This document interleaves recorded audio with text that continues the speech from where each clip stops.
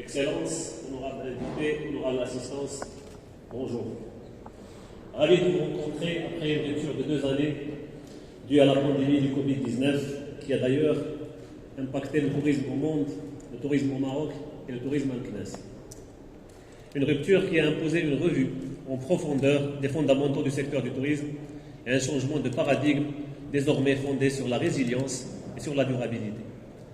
Justement, l'association Ismaïlia Al-Koubra et l'ensemble de ses partenaires, conscients de ces nouveaux enjeux, vous reviennent avec une 5e édition du Forum international du tourisme MCNES dans son 5e édition en 2022, sous le thème « Pour une résilience innovante du tourisme MCNES ». Un événement organisé sous le haut patronage de Sa Majesté le Roi, Mohamed VI, que Dieu le glorifie, et qui se met à l'ère du temps, à l'ère du digital. À peu près il y a une heure, nous avons atteint plus de 85 156 personnes cibles qui ont visualisé la capsule du FITAM sur Facebook. Et le nombre, et bien sûr, le compteur est en train de tourner pour augmenter ce nombre, sachant que les organisateurs ont ciblé des professionnels du tourisme, des professionnels du business, des prescripteurs et tous ceux qui ont un lien direct ou indirect avec le développement de manière globale de MCNES et le développement du tourisme dans la destination CNES et sa région. Nous avons également, pour se mettre aussi à l'ère du temps, un écran géant pour partager aujourd'hui quelques capsules promotionnelles de la ville, de la destination, avec le grand public. Un écran géant qui est affiché sur la façade principale de ce bâtiment, qui permettra aussi de promouvoir tous les atouts de MCNES de manière globale.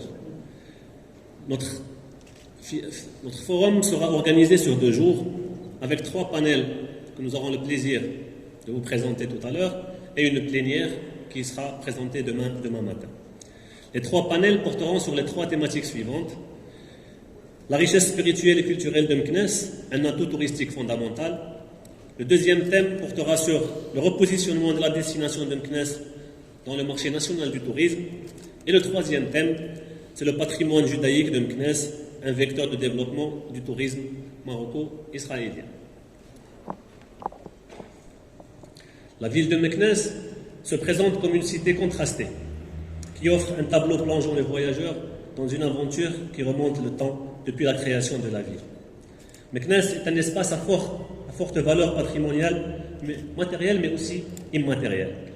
Avec tous ces monuments, je serais très tenté de les citer parce que c'est une longue liste de monuments, mais je pense que nous avons avec nous des experts éminents qui sont spécialisés dans le patrimoine, qui sont spécialisés dans l'histoire de la ville.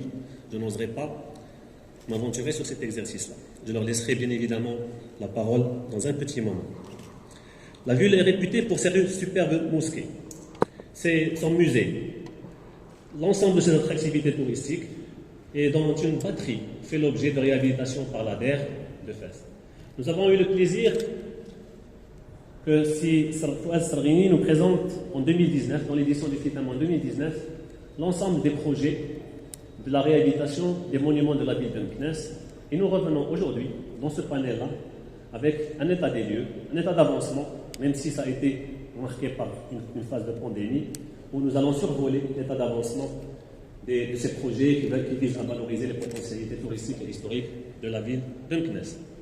Le panel 1 sera aussi marqué par un aperçu, un voyage dans l'histoire, par Sibyl Faïda, qui est un expert dans l'histoire de la ville de MCNES, à qui je donnerai la parole, bien sûr, tout à l'heure au niveau de ce panel.